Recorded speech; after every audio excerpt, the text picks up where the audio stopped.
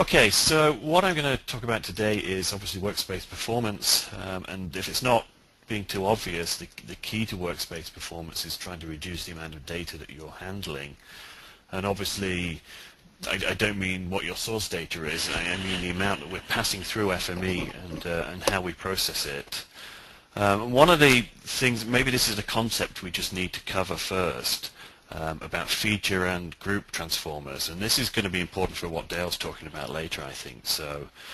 And some of our transformers work on one feature at a time, others work on a whole group of features at a time, and it's the group transformers that really make a hit on performance, and we need to do something about to try and improve that.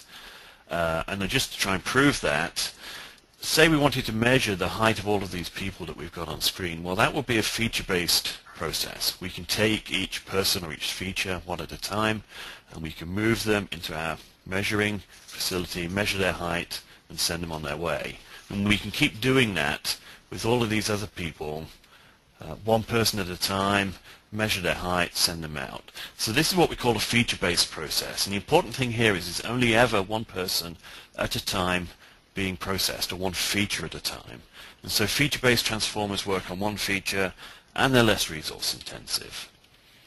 On the other hand, group-based is a bit different. So for example, say I want to measure the average height of all of these people, or a group of these people, say all of the guys in here.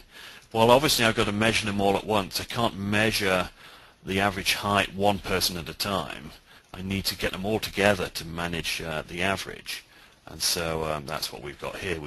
All of these people being processed at once, and we've figured out the average. But we needed to get all of that group in memory all at the same time to process them. So group-based transformers, they work on many features at a time, and they're more resource intensive. So that's one of the things that we have to look at and try and figure out what to do about it. Now, what do I mean by a group-based transformer? Well, let's just have a quick look at an example. Basically, any transformer that you open up that has a group by setting, you'll know it's a group-based transformer. And so what does that group by setting do? Well, that defines what our groups are going to be. So we could, taking that example, we could say group by gender to have the men and the women measured separately. We could also group by clothing color and sorts of things like that. Or in spatial data terms, we could group by an ID number or a flag or something like that in this case. And that will create a whole bunch of groups being processed. And if you don't set a grouping here, well, don't think that there's no grouping going on. All that means is every single feature is forming a group now. So this area builder is a good example of a group-based transformer, because obviously you need to have all of your line features together to create polygon features, and you need to have them as a group. So what can we do about groups? So if you've got to use a group-based transformer, then you've got to use it. So what can we do with some of them to improve their performance? Well, some of them actually have parameters in there that will help us do that. The clipper is the classic example, which I'm going to show in a minute. These are just the ones I can remember offhand. There might be more than this. But what these settings do is try and turn them from being group-based into feature-based, if you like. And let's have a look at an example of that with the clipper in FME Workbench. And so I'm using FME 2013 just out of interest, in case you'd noticed a little bit difference. So what I've got here, I've got some source data that's a bunch of zip codes or postal codes, and I also got addresses as well. And I'm trying to find all of the different addresses, basically trying to find out which address falls inside which zip code, and I'm using the clipper to do that. There's a number of transformers I could use. I could use the spatial filter or the point on area overlayer, but in this case I'm going to use the clipper. That will work just as well. The cloner is in there, by the way, just to pump up the amount of data that's coming through the addresses, because what I want to do is make it run long enough that it's going to show you something useful, but not too long that we're sitting here all morning waiting for it. So what's this setting in the clipper that we've got? Well, at the moment it's called clipper type, and at the moment it's set to multiple clippers. And the reason for that is I've got multiple zip code boundaries coming in for each, for the addresses to be clipped against. So I'm going to run that translation, and it should take about 5 seconds. So there we go. 5.5 seconds. this is session duration, and the other indicator in the log that we were interested in is this peak process memory, which peaked at 202,000 kilobytes. So that was the maximum memory that we used. So you can tell at that point that's when we had everything stored in memory to process it. So let's go back to that setting. Apart from multiple clippers, we have this option called clippers first. So what's the difference with that? Well, with multiple clippers, we're saying to the clipper transformer, take all of our data, hold it in memory, wait till you've got everything, then start clipping that data.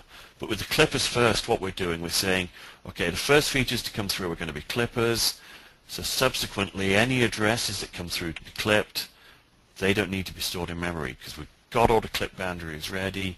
We can just pass the addresses straight through. So each address, really we've turned it into feature-based now. Each address comes through and gets processed separately. So let's run that. And the numbers were, remember, 5.5 seconds and 200,000 kilobytes. And I don't think it's going to run a great deal faster, but we should find a lot less memory. So yeah, so the time to process was the same in this case, but the memory usage, 73,000. So we basically cut out 60 to 70% of the memory use in our workspace because of this. And okay, that might not make a lot of difference in this example, but I've just got an example that will fit in the time frame I've got. If you've got a workspace that's running for 2 days, clipping data, and you can chop off 60% of the memory use by doing that, then it's well worth doing. And obviously, at some point, we get so much data in memory that we're having to cache the disk, and that slows it down even more. So at some point, having too much data in memory will slow the workspace down. So this is why we try and improve the memory usage and the as well as the time it's being used. For so long-run processes, this is a really significant point. So it is, yeah. That's right, David. If you can chop off that amount of memory usage over 2 days, then that's going to make a difference. And Neighbor Finder has got a similar thing. It's got a candidates first option, so you can do the same thing with Neighbor Finder. And we try and do that with all sorts of different transformers that we can to put some sort of parameter in there to help out with that. Okay, so that was transformers. Oh, sorry, going back to that. One of the questions might be, well, how do we know that the clippers are going to be first into this data set, into this transformer? Well, the reason we know that is because we can order the readers in the navigator window. And as long as my zip code boundaries are at the top of the list, then I know they're going to get read first. And so basically I can say clippers first, and I can confirm that's going to be the case. And I can change that by dragging one data set or one reader above another. That's new for 2013. Before you used to right click and say move up and down, but now you can drag them up and down.